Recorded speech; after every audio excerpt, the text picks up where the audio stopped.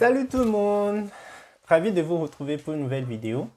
Aujourd'hui, nous allons voir 5 outils importants dont le géomaticien peut avoir besoin au cours de sa procédure Campus France. Il s'agira des outils qui peuvent permettre de réaliser un CV super top ou encore comment avoir accès à des cours en ligne pour géomaticiens et aussi comment utiliser certains outils d'Esri pour faire de la cartographie en ligne. Sans plus tarder, allons-y.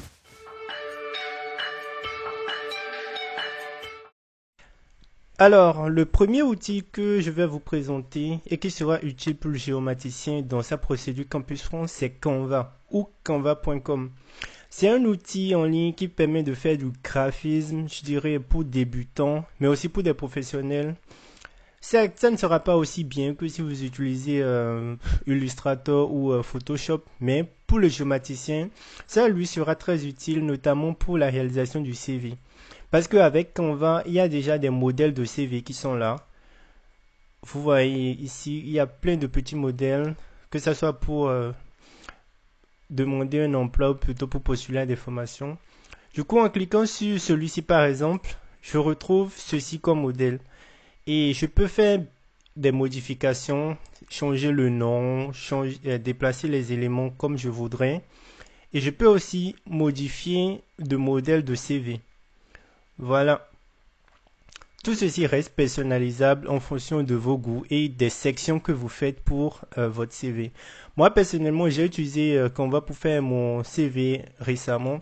Et voici ce que ça donne. J'ai à peu près tout modifié. J'ai fait les différentes sections que je voulais qu'ils apparaissent dans mon CV. Voilà. Donc, avec Canva, vous pouvez faire très rapidement un CV et qui sera super bien présentable.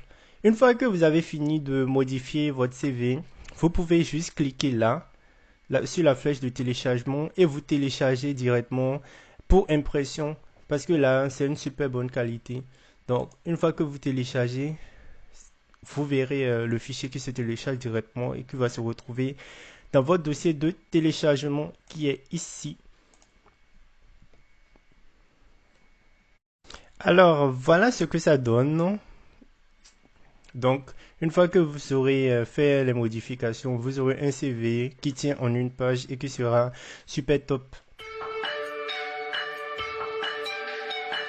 La deuxième chose que je vais vous présenter, c'est un site internet qui recense les ressources pédagogiques de l'École nationale des sciences géographiques, qui est sûrement l'une des meilleures écoles de géomatique au monde. Et grâce à ce site-là, vous pouvez avoir accès à des cours de géomatique qui sont voilà, accessibles pour la plupart. Je prends par exemple l'exemple du cours de cartographie et je prends Illustrator pour la cartographie. Vous allez voir directement euh, le support de cours qui apparaît et qui est téléchargeable au format PDF. C'est par exemple dans ce cas-ci un cours de 72 pages que vous pouvez télécharger et vous allez voir en quoi Illustrator est utile pour le géomaticien, comment ça s'utilise.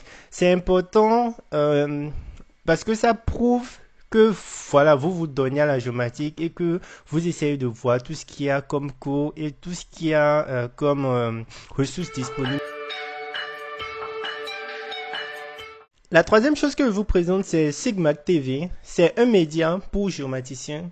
C'est très important pour quelqu'un qui fait de la géomatique et qui veut faire la procédure Campus France parce que grâce à Sigmag TV, il est à jour sur les nouveautés qu'il y a dans le monde de la géomatique, quels sont les nouveaux métiers, quelles sont les orientations que la géomatique est en train de prendre dernièrement. Est-ce que ça parle beaucoup plus de modélisation 3D, de BIM et de maquette numérique? En quoi c'est utile? Tout ça, c'est important, surtout lorsque vous allez passer votre entretien et qu'on va vous demander, en fait, d'expliquer la géomatique ou de dire, en fait, les nouveaux outils ou l'importance que la géomatique peut avoir dans une société. Ce genre de questions peuvent survenir. Je vous recommande spécialement le dernier magazine Sigmag Campus pour l'année 2020-2021 qui explique comment devenir géomaticien en 2021.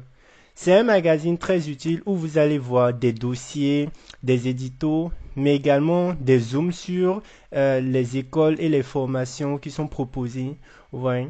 Je vais mettre en description ce lien-là pour que vous puissiez y accéder et le lire correctement.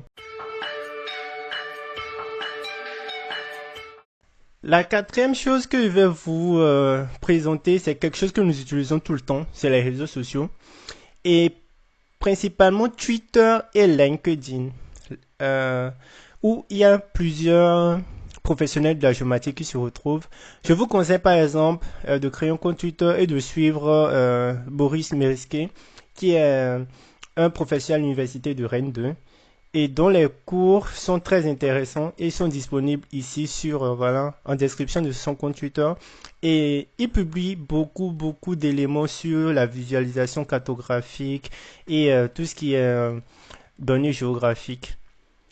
Sur LinkedIn, où je vous recommande de créer un profil, vous verrez des publications de médias comme JS Lounge ou comme Open Geospatial Consortium, qui publie énormément de nouveautés sur la géomatique et ça vous permet de savoir en fait c'est quoi la géomatique, pourquoi il faut le faire, et ça peut encore beaucoup plus, je dirais, attiser votre passion et votre flamme pour la géomatique.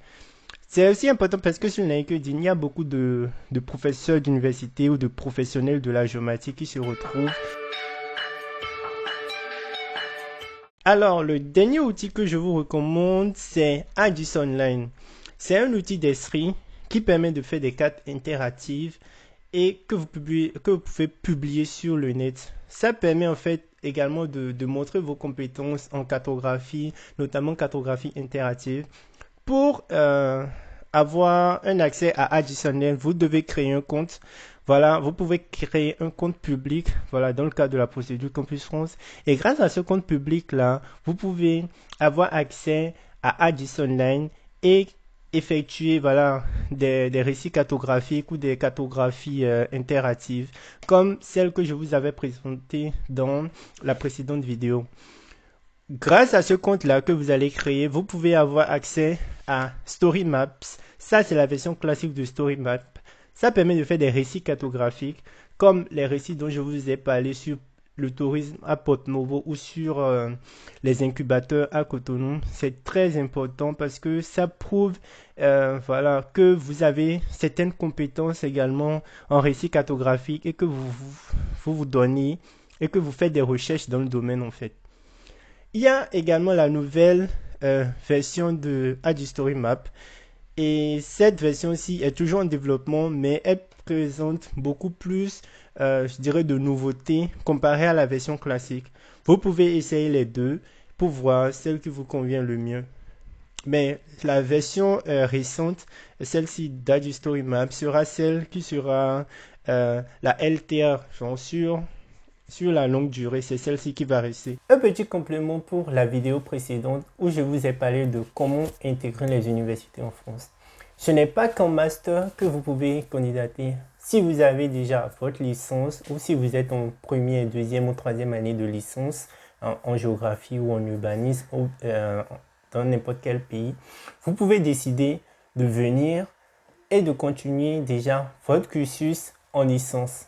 C'est-à-dire, par exemple, si vous étiez en licence 2 de géographie et aménagement du territoire à l'université d'Abomey-Calavi au Bénin ou sur le centre universitaire d'Adjara, vous pouvez décider de postuler pour la procédure Campus France et de venir continuer et faire une licence 3, c'est-à-dire une troisième année de licence en géographie et aménagement du territoire dans n'importe quelle université en France.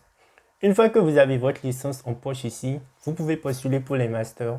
Voilà, ça c'est un complément. N'hésitez pas à mettre des questions en commentaire si vous n'avez pas compris certaines choses. Nous voilà à la fin de cette vidéo. J'espère qu'elle vous a été utile et que vous avez eu 5 outils qui peuvent réellement vous aider au cours de la préparation de votre dossier de candidature. Moi personnellement, ces outils-là m'ont aidé et je vous recommande de les utiliser au cours de votre procédure. Bonne chance à tout le monde et on se retrouve la semaine prochaine pour parler de la vie en France une fois que vous êtes là. Ciao!